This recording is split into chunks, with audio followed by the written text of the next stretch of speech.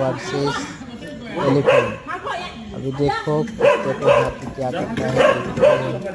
ये देखो पकड़ लो, भाग।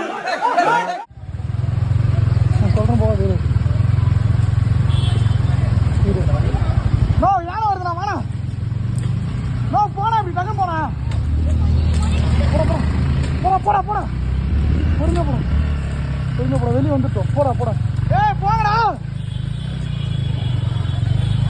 போடா தம்பி போடா.